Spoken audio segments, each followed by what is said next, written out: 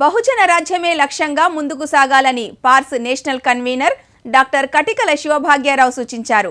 పార్స్ ఆధ్వర్యంలో నంద్యాలలో round table సమావేశం నిర్వహించారు. ఈ సమావేశానికి national convener doctor Katikala Sivabhagyarao, పార్స్ AP in charge, CWC member Guduru Seetha Mahalakshmi ముఖ్య అతిథులుగా పాల్గొన్నారు. ఈ సందర్భంగా వారు మాట్లాడుతూ కులరహిత సమాజాన్ని ఏర్పరచడం కొరకు అందరూ పాటుపడాలని, యువత దేశ రాజకీయాల్లో క్రియాశీలంగా ఉండాలని సూచించారు. ఈ కార్యక్రమంలో ఏపీ స్టేట్ కోఆర్డినేటర్ నమ్మి అప్పారావు, రామకృష్ణ డిగ్రీ కాలేజ్ అధినేత జి రామకృష్ణారెడ్డి, దళిత బహుజన నాయకులు రాంప్రసాద్, శ్రీనివాసులు, బాలస్వామి, పార్స్ సభ్యులు తదితరులు పాల్గొన్నారు.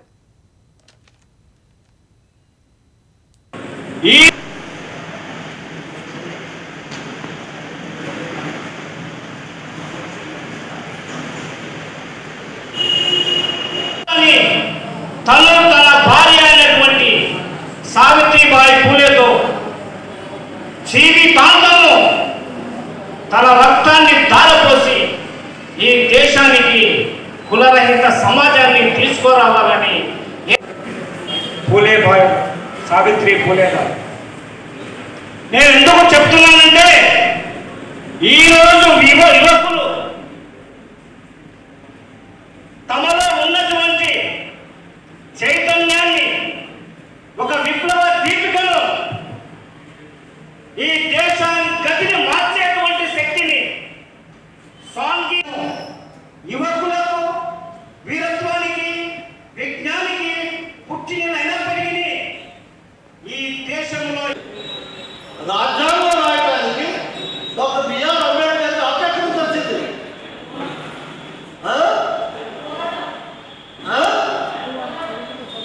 కాదు, ఇండిపెండెన్స్ వచ్చిన తర్వాత ఈ దేశానికి రాజ్యాంగం కావాలనేసి నెహ్రూ, గాంధీ, పటేల్ వీళ్ళందరూ కూడా ఆలోచిస్తూ ఈ రాజ్యాంగాన్ని రాసే శక్తి ఉన్న వాళ్ళు ఎవరనేసి బెనగాల నరసింహారావు గారు అనే ఒక సివిల్ సర్వెంట్ని లండన్ పంపించారు. బెనగాల నరసింహారావు ఒక సివిల్ సర్వెంట్ని లండన్ అన్ని ప్రాంతాలకు పంపించేసి మనకి కాన్స్టిట్యూషన్ రాయడానికి బలవంతుడు, శక్తివంతుడు, ఉద్యోగవంతుడు లేకపోతే యుక్తి ఉన్నవాళ్ళు ఎవరన్నా వెతకండి అని పంపించారు. నెహ్రూ గారు, అదేవిధంగా గాంధీ గారు. పాపం తిరిగారు ఆయన బెనగాల నరసింహారావు ఫ్రమ్ బ్యాక్ లో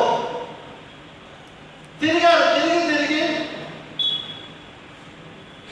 లండన్ లో శ్రీలంకకు రాజ్యాంగం రాసిన వ్యక్తిని పట్టుకున్నాడు ఆయన. మరి చిన్న దేశాలు రాజ్యాంగం రాశారు. పట్టుకుని అయ్యా మా దేశాన్ని కూడా మీరు రాజ్యాంగం రాయాలి. ఆయనే ప్రపంచంలో 5 రాజ్యాంగం రాసే వాళ్ళలో జెన్నిఫర్ అనే అతను కూడా ఒక రాజ్యాంగం రాసే ఒక కాన్స్టిట్యూషన్ మీద అథారిటీ ఉన్న వ్యక్తి. ఆయన అడిగితే ఆయన చెప్పిన మాట ఏంటంటే, ఇండియా నుంచి మీరు వచ్చారు, ప్రపంచంలోనే నెంబర్ 1 విద్యావేత్త, కాన్స్టిట్యూషన్ మీద పట్టున్న వ్యక్తి, గొప్ప మేధావి, మీ దేశంలో వదిలిపెట్టేసేసి మా దేశం ఎందుకు వచ్చారనేసేసి ఆయన అడగడం జరిగింది. ఎవరు మా దేశంలో ఉన్నారు అంటే డాక్టర్ బిఆర్ అంబేద్కర్ ఏకైక వ్యక్తి, మీ దేశానికి రాజ్యాంగాన్ని రాసే వ్యక్తి డాక్టర్ బిఆర్ అంబేద్కర్ గారు అని చెప్పడం వల్ల బెనగాల నరసింహారావు గారు వల్ల వెనక్కి వచ్చేసేసి గాంధీ గారికి, నెహ్రూ గారికి ఆయన రిపోర్ట్ ఇవ్వడం జరిగింది. బీసీల రాజ్యాధికారమే ధ్యేయంగా విశాఖలో బీసీ వెల్ఫేర్ జేఏసీ సమావేశం జరిగింది. 2 రోజుల పాటు జరిగే ఈ సమావేశానికి బీసీ సంఘాల నేతలతో పాటుగా పలు రాజకీయ, సామాజికవేత్తలు కూడా పాల్గొన్నారు. రాజకీయాలకు అతీతంగా అన్ని బీసీ సంఘాలను ఏకదాటిపైకి తీసుకొచ్చి బీసీల రాజ్యాధికారమే ప్రధాన లక్ష్యంతో విశాఖ వేదికగా సమావేశాన్ని ఏర్పాటు చేశారు. ఈ సమావేశానికి ఆయుర్వేద నిపుణులు ఆనందయ్య పాల్గొన్నారు. ఈ సమావేశంలో బీసీ వెల్ఫేర్ జేఏసీకి సంబంధించిన నియమితులైన సభ్యులు ప్రమాణ స్వీకారం చేశారని, రాష్ట్ర వ్యాప్తంగా వెల్ఫేర్ జేఏసీ కమిటీలను ఏర్పాటు చేసి తద్వారా బీసీ సామాజిక వర్గాన్ని బలోపేతం చేస్తామని బీసీ వెల్ఫేర్ జేఏసీ నేతలు తెలిపారు. వెల్ఫేర్ జేఏసీ రాష్ట్ర వ్యాప్తంగా అన్ని జిల్లా కమిటీల్ని ఏర్పాటు చేయాలని భావించి విశాఖపట్నంలో మరి రాష్ట్ర కమిటీ మొత్తాన్ని ఇక్కడ పిలిచి 2 రోజులు నిన్న అంటే 7వ తారీఖు 8వ తారీఖు మరి ఇక్కడ 7వ తారీఖున మా ముఖ్య ఉద్దేశం అయితే బీసీ వెల్ఫేర్ చేసి అంటే బీసీల్లో ఉన్నటువంటి అన్ని వర్గాలని అన్ని కులాలని ఏకం చేసి అట్టడుగు ఉన్నటువంటి సంచార జాతులు మోస్ట్ బ్యాక్వర్డ్ కులాలను కూడా ఒకటిగా చేసి వాళ్ళందరూ రాజ్యాధికార దిశగా పయనించే విధంగా చేయటం, వాళ్ళ జీవితాల్లో వెలుగు నింపే విధంగా మేము విద్య, ఉపాధి, వైద్యం అనే దాని మీద ఎక్కువగా ఫోకస్ చేసి అందరికీ విద్యను అందించే విధంగా వాళ్ళందరినీ మోటివేట్ చేసి ముందు సంఘపరంగా అందరూ కూడా ఒకే భావంతో అన్ని కులాలు కలిసే విధంగా చేయాలనే భావంతో ఉన్నాం. మేము చిన్న చిన్న కులాలను గుర్తించి ఎవరైతే అభివృద్ధికి సమాజానికి దూరంగా ఉన్నారో అటువంటి కులాలని ప్రాధాన్యత ఇచ్చి వాళ్ళను లీడర్షిప్ ద్వారా ముందుకు తీసుకెళ్లాలని కోరుకుంటున్నాం. ఆ నేపథ్యంలోనే ఈరోజైతే ఇక్కడ రాష్ట్ర గౌరవ అధ్యక్షుడిగా పెంటికోట మరి వెంకటరావు గారిని నియమించడం జరిగింది. అట్లాగే గౌరవ సలహాదారుగా కోటికుప్పల సూర్యారావు గారి పద్మశ్రీ అవార్డు గ్రహీత వారిని గౌరవ సలహాదారుగా ఈరోజు మరి ప్రమాణ స్వీకారం చేయడం జరిగింది. అదేవిధంగా మరి ఇక్కడ కొత్తగా ఏర్పడినటువంటి విశాఖ జిల్లాని అధ్యక్షుడిగా మరి రామానాయుడు గారిని, అట్లాగే ప్రధాన కార్యదర్శిగా డాక్టర్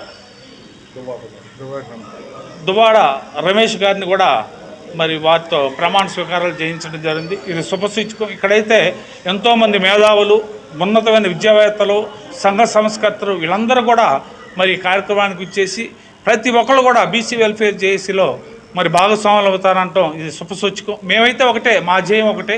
మేము పార్టీలకు అతీతంగా అన్ని పార్టీల్లో కూడా తర్వాత అయితే వెంటనే జనగణన చేయాలని కోరుకుంటున్నాం. మరి పక్క రాష్ట్రంలో 27 కులాలను తొలగించడం జరిగింది బీసీ వర్గ కులాల నుంచి. అది వాటిని మేమైతే వెంటనే మళ్ళీ చేర్చుకోవాలని కూడా మేము డిమాండ్ చేస్తున్నాం. ఈరోజు రైతులకు అధ్యయన కేంద్రాలు, రైతు వేదికలని మంత్రి కొప్పుల ఈశ్వర్ అన్నారు. పెద్దపల్లి జిల్లా అంతర్గాం మండలం సోమనపల్లి గ్రామంలో రైతు వేదిక భవనాన్ని ఎమ్మెల్యే కోరుకంటి చందర్తో కలిసి ప్రారంభించారు. సీఎం కేసీఆర్ తెలంగాణ రాష్ట్రంలోని వ్యవసాయ రంగాన్ని గొప్పగా అభివృద్ధి చేస్తున్నారని కొప్పుల అన్నారు. తెలంగాణ రైతులకు కేసీఆర్ ప్రభుత్వం అండగా ఉంటుందన్నారు.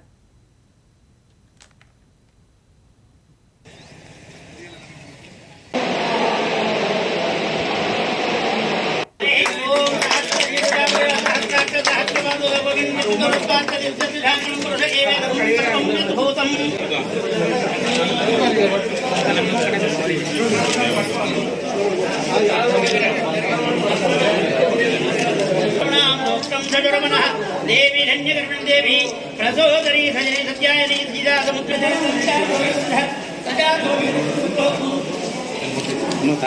కింది వామసనే వానసరి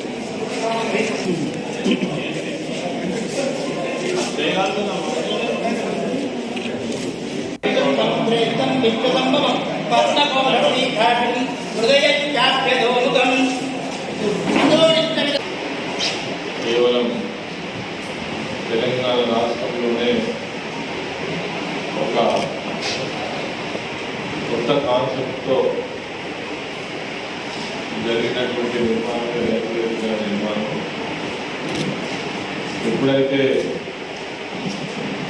మన రాష్ట్రంలో వ్యవసాయ రంగాన్ని గొప్పగా అభివృద్ధి చేసి ప్రధాన ఆధారమైనటువంటి పంటలైనటువంటి వరి సాగులో అద్భుతమైనటువంటి ఫలితాలు సాధించిన తర్వాత రైతులను మరింత చైతన్యవంతం చేయడం కోసం ఈ రైతు వేదికల ద్వారా రైతులకు ఎప్పటికప్పుడు అన్ని రకాల సమాచారం అందిస్తూ వారికి మంచి నైపుణ్యాన్ని కల్పిస్తూ ఏ సమయంలో ఏ పంటలు వేస్తే లాభదాయకంగా ఉంటుంది, అదేవిధంగా పంటల మార్పిడికి సంబంధించినటువంటి విషయంలో కూడా రైతులకు మంచి అవగాహన కల్పించే ఉద్దేశంతో మన గౌరవ ముఖ్యమంత్రి గారు ఈ రైతు వేదికల నిర్మాణానికి శ్రీకారం చుట్టడం జరిగింది. వాస్తవంగా ఇవి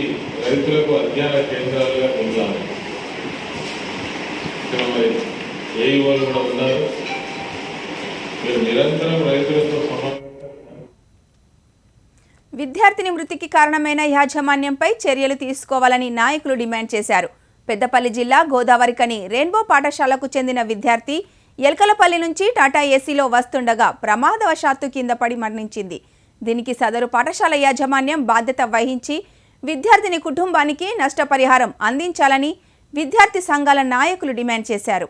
ఈ క్రమంలో పాఠశాల ఎదుట ఆందోళనకు దిగారు. ఈ సందర్భంగా విద్యార్థి సంఘాల నాయకులు మాట్లాడుతూ వేలాది రూపాయలు పిల్లల దగ్గర వసూలు చేస్తున్న యాజమాన్యాలు సరైన ఫిట్నెస్ లేని వాహనాలను, డ్రైవర్లను ఏర్పాట్లు చేసుకొని విద్యార్థుల ప్రాణాలతో చెలగాటమాడుతున్నారని మండిపడ్డారు.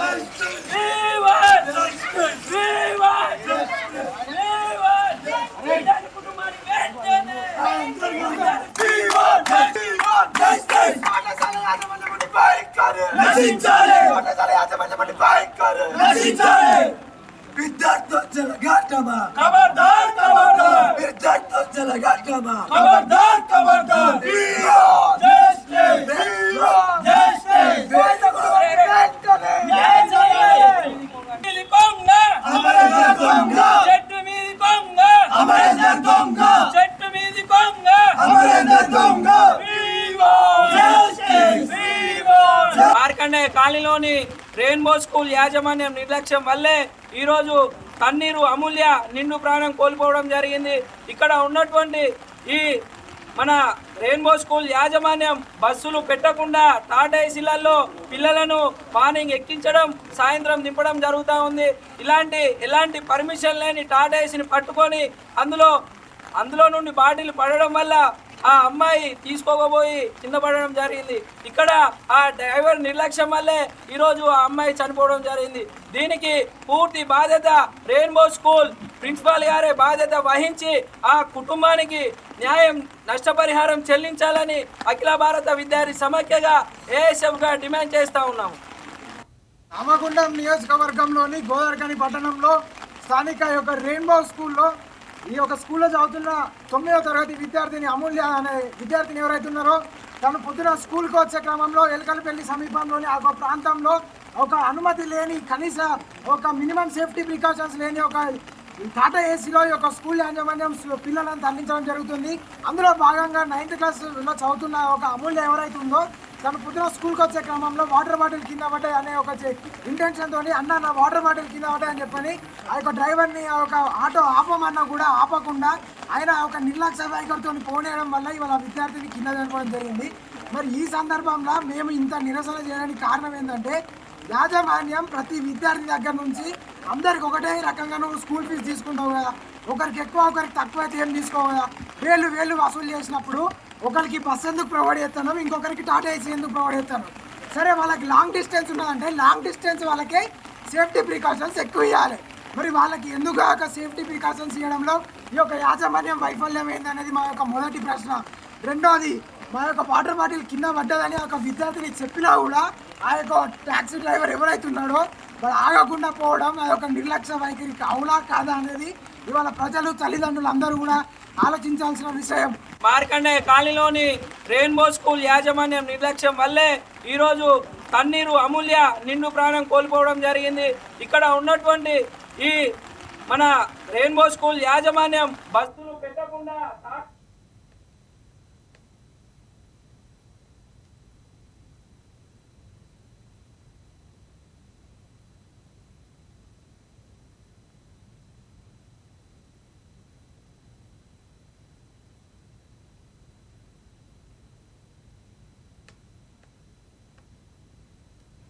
కేంద్ర ప్రభుత్వ వైఖరికి వ్యతిరేకంగా పెద్దపల్లి జిల్లా కేంద్రంలో విద్యుత్ ఉద్యోగులు మహాధర్నా చేపట్టారు.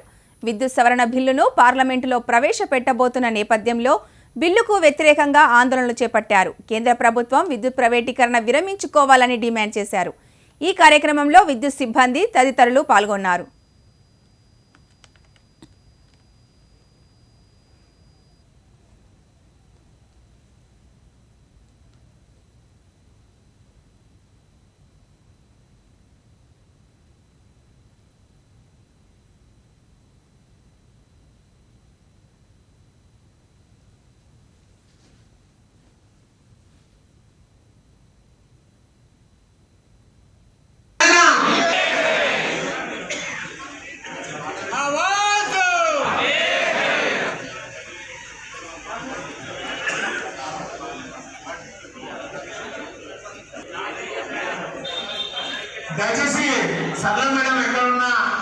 సభ ముందుకు వచ్చి ఒక పాటను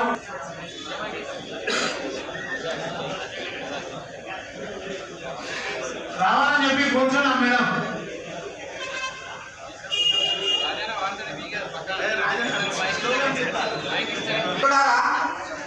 మన గొంతులు వినబడుతున్నాయి కానీ చెయ్యి పైకెత్తట్లేదు. మనకు 2 చేతులు ఉన్నాయి, గొంతు ఉన్నాయి. మరి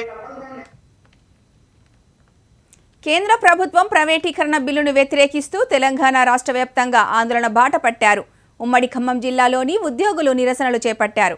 ఈ సందర్భంగా వారు మాట్లాడుతూ ఇప్పటికే సామాన్యుల నడి విరుస్తున్నారని, మళ్లీ కొత్తగా దొడ్డిదారుల్లో విద్యుత్ బిల్లును ప్రవేశపెడుతున్నారని మండిపడ్డారు.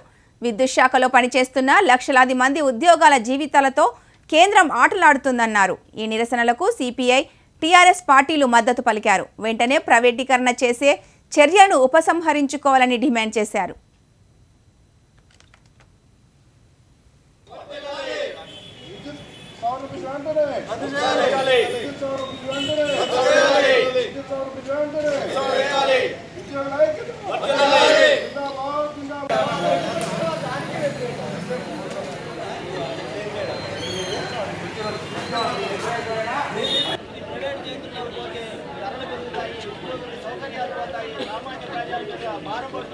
నాయకులు జేఏసీ ఇచ్చిన పిలుపు మేరకు కేంద్ర పార్లమెంట్లో విద్యుత్ సవరణ వ్యతిరేక బిల్లు 2001-2022 సవరణ బిల్లు ప్రవేశపెడతారు. దాని వ్యతిరేకంగా కేంద్రంలో అన్ని రాష్ట్రాల విద్యుత్ ప్రభుత్వ రంగ సంస్థలు మొత్తం కూడా ధర్నా చేస్తున్నాం.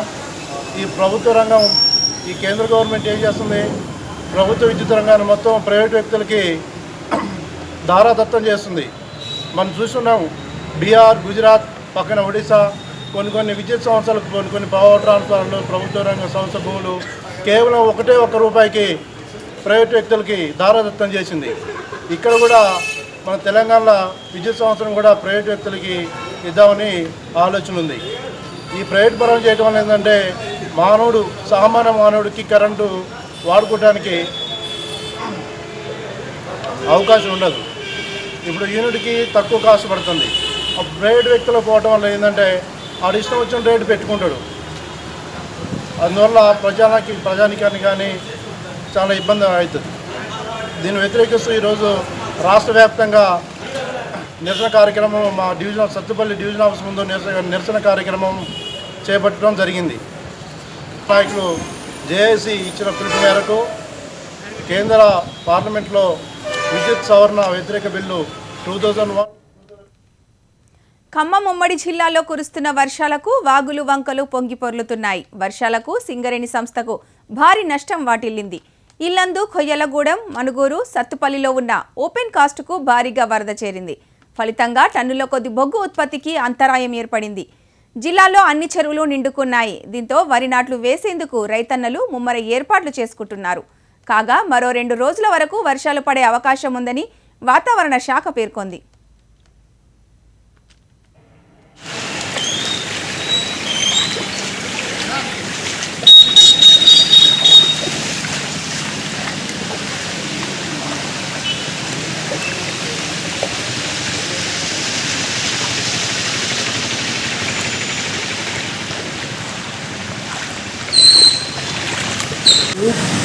తెల్లారుజామున జరిగిన అకాల వర్షాలకి తమ్మపాటలోని పైన ఉన్న 2 చెరువులు ఉప్పకుంట చెరువు, ఆ పైన ఉన్న చెరువు భారీ వర్షం చేరటం వల్ల అక్కడున్న పంటలకు భారీ నష్టం వాటింది. దాంతోపాటుగా కాలనీలో కూడా రకరకాల నీళ్ళు వచ్చి ఆ నీళ్లు ఈ రోడ్డు ఎడల్పులో బయటికి పోకపోవడం వల్ల ఈ హాస్పిటల్లో రోడ్డు బయటికి పోవడం వల్ల హాస్పిటల్లో నీరు ప్రవేశించింది. దానివల్ల ఏంటంటే ఈ వాటర్ ఇక్కడ ఉంది. ఈ ఒక 2-3 గంటల్లో క్లియర్ అయితే మళ్ళీ రైతులకి హాస్పిటల్ ద్వారా సర్వీస్ చేయబడుతుంది. కాబట్టి రైతు సోదరులందరూ గమనించగలరు. 100 అడుగుల జాతీయ జెండాతో మాజీ మంత్రి భారీ ర్యాలీ చేపట్టారు. పశ్చిమ గోదావరి జిల్లా పెనుమంట్ర మండలం మార్టేరు గ్రామంలో ఆజాద్ కా అమృత్ మహోత్సవ్ కార్యక్రమంలో మాజీ మంత్రి శ్రీ రంగనాథరాజు పాల్గొన్నారు. గ్రామ వీధుల్లో విద్యార్థులు ర్యాలీగా తిరుగుతూ 100 అడుగుల జాతీయ జెండాను ప్రదర్శించారు. ఈ సందర్భంగా ఆయన మాట్లాడుతూ మతాలు, జాతులు, ప్రాంతాలు, భాషలు, పార్టీలు విభిన్నంగా ఉన్నా దేశ ప్రజలందరూ అభిమానించేది మన జాతీయ జెండా అని తెలిపారు. ఈ కార్యక్రమంలో గ్రామస్తులు, పార్టీ నాయకులు, అభిమానులు పాల్గొన్నారు.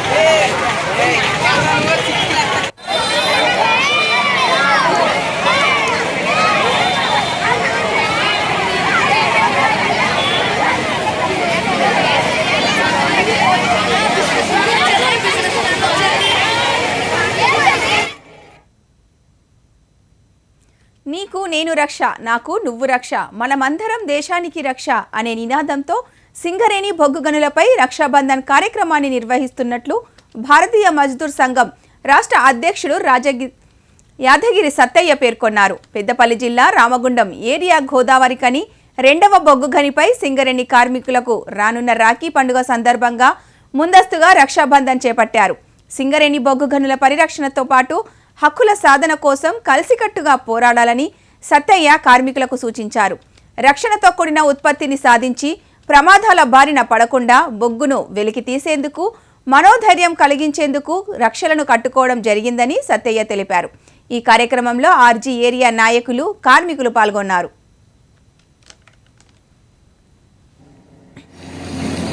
జిందాబాద్ జిందాబాద్ జిందాబాద్ జిందాబాద్ జిందాబాద్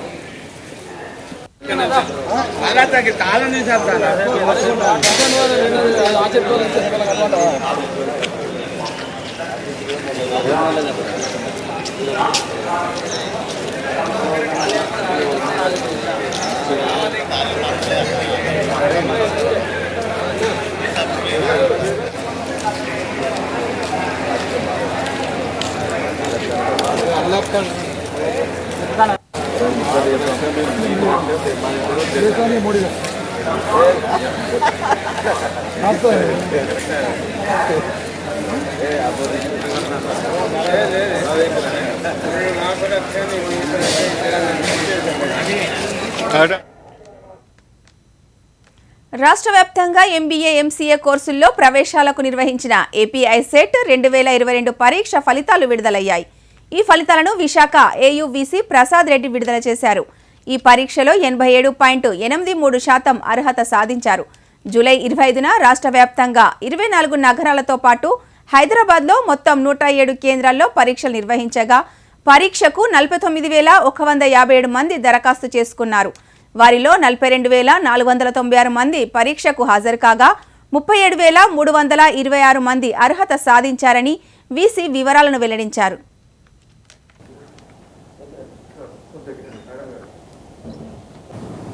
రెండు సెషన్స్, 107 సెంటర్స్, ఆంధ్రప్రదేశ్లో ఉన్నటువంటి కొత్తగా ఏర్పాటైనటువంటి 24 డిస్ట్రిక్ట్స్ ప్లస్ హైదరాబాద్ రీజియన్, టోటల్గా 25 ప్లేసెస్లో ఈ ఎగ్జామినేషన్ కండక్ట్ చేయడం జరిగింది.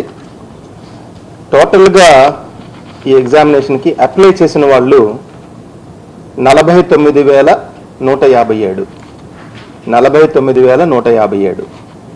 దాంట్లో పరీక్షకు వచ్చిన వాళ్ళు 42,496. నెక్స్ట్ ఎగ్జామినేషన్ క్వాలిఫై అయినటువంటి క్యాండిడేట్స్ 37,326. అంటే టోటల్గా ఎంతమంది క్వాలిఫై అయ్యారు అని అంటే పర్సంటేజ్ రూపంలో 87.83.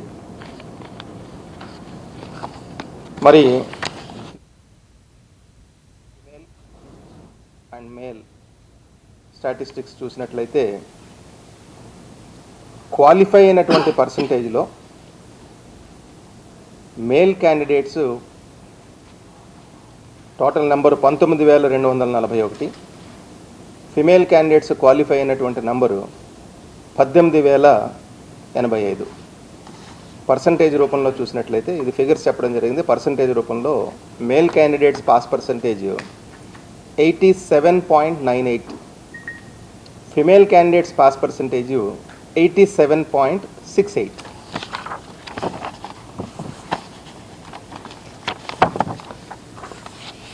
టోటల్గా 10 మంది టాప్ ర్యాంకర్స్ లిస్ట్ కూడా అనౌన్స్ చేయడం జరుగుతుంది. ఫస్ట్ ర్యాంక్ తిరుపతి డిస్ట్రిక్ట్ నుంచి మేల్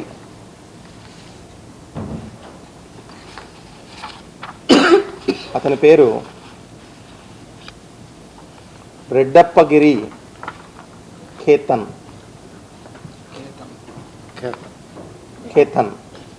రెడ్డప్పగిరి ఖేతన్, ఇతనికి first rank Tirupati districts. Is a male candidate. ఆయనకి 180.55 వచ్చినటువంటి మార్క్స్. 180.5.